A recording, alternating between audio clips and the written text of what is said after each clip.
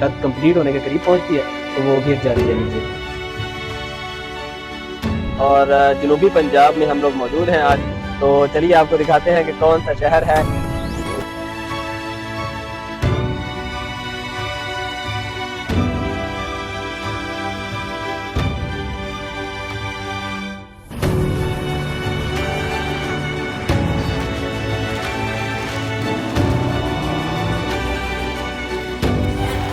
वैसे मुझे लगता था कि शायद जंग पहुंचने के बाद किसी दूर दराज गांव में, जंग के किसी गांव में हीर रांझे की कब्रें होंगी, लेकिन ऐसा नहीं था। फैसलाबाद से जंग आए तो जंग आते साथ ही तकरीबन एक मेन सड़क से 1 किलोमीटर का फासला है और बंदा आराम से पैदल चल के भी पहुंच सकता है हीर रांझे की कब्र पे। तो चलते हैं।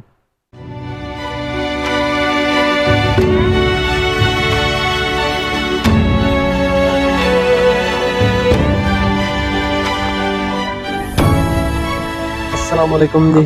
तो अभी हम लोग पहुंच चुके हैं माई हीर और रांझे की जो कब्र है यहाँ उस कब्र पे। और मुझे तो लगता था, मैं एक्सपेक्ट ये कर रहा था कि कब्र जब अंदर जाऊंगा तो हीर और रांझे की दो अंदर कब्रें होंगी, लेकिन वो एक ही कब्र थोड़ी साइज में बड़ी है।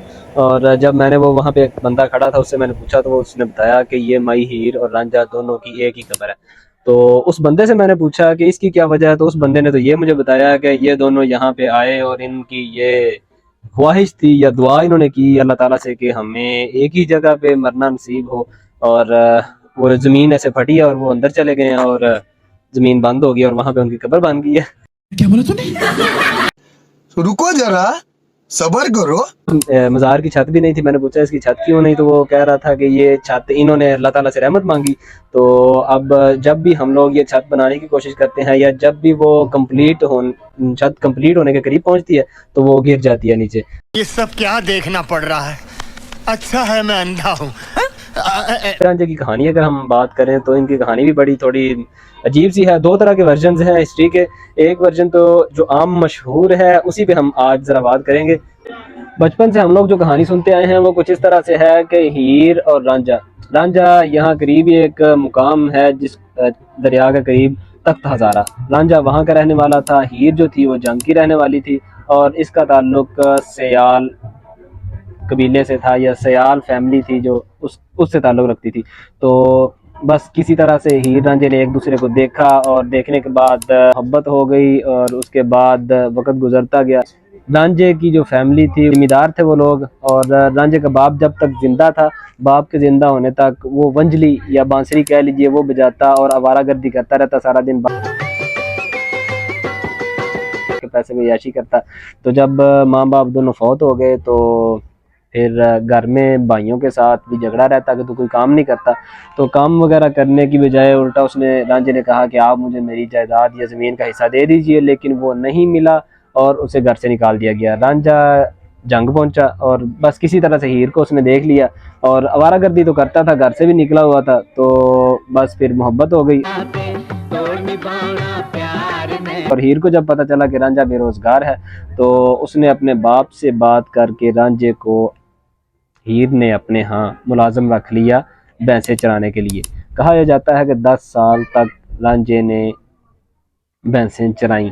और 10 साल के बाद यहाँ पे एक और बात भी सोचने वाली है कि 10 साल एक बंदे ने भैंसें चराई हों और इस कहानी में 10 साल भैंसें चराने के बावजूद रांझे के हाथ कुछ नहीं आया और हीर भी गई। तो भैंसें चराता था, हीर उसके लिए खाना वगैरह भी लेकर आया करती थी, चूरी बना के, वो आपने किस्से सुने होंगे।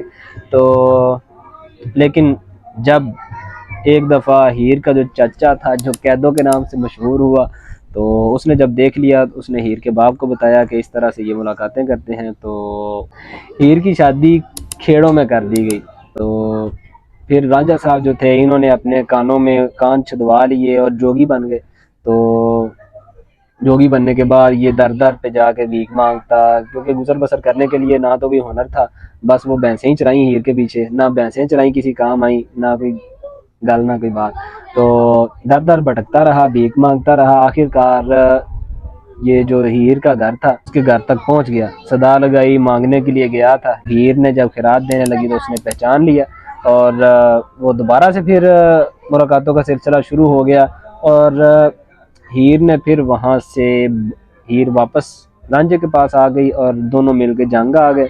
तो हीर ने किसी तरह अपने घर वालों को मना लिया कि शादी कर दी जाए। तो शादी के दिन करीब थे, घर वाले मान चुके थे, लेकिन कहा जाता है कि जो उसका चाचा कैदो था उसने, कुछ लोग कहते हैं कि लड्डू जो थे उनके अंदर जहर मिला दी, कुछ कहते हैं खाने के अंदर जहर मिला दी। अब वल्लाहु आलम क्या हकीकत है क्या नहीं।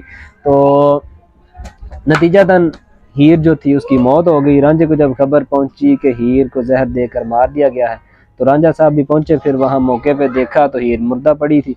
तो उसने भी फिर वो जहर वाली जो खाना था या मिठाई थी वो खा ली और वो भी वहां पर काल के हकीकी से जा मिला। और यूं इस तरह से इस कहानी का दी एंड हुआ। तो सबक यहाँ पे ये था कि रांझा एक अच्छी बड़ी फैमिली से ताल्लुक़ रखता था। अब कोई बंदा 10 साल किसी की भैंसें चराएगा तो भैंसा जिसकी भैंसें चराई उसने वो उसको अपना नौकर ही समझता रहा ना, वो कोई मालिक तो नहीं था, ना ही वो उस शख्स को अपने दामाद के रूप में देख रहा था। वो तो नौकर की सूरत में देखता था कि ठीक है वेला सी 2 टाइम रोटी दे दी थी तो बस ठीक है कहानी ख़त्म। किसी के पीछे टाइम ज़ाया करने की बजाय या किसी का नौकर बनने की बजाय आपको चाहिए कि आप अपने आप को देखें, अपनी फैमिली को देखें और आगे चल के ये मामलात भी ठीक हो सकते हैं। लेकिन अगर आप किसी का नौकर बन के बैठ जाएंगे तो फिर नौकर को तो कोई बेटी नहीं देगा।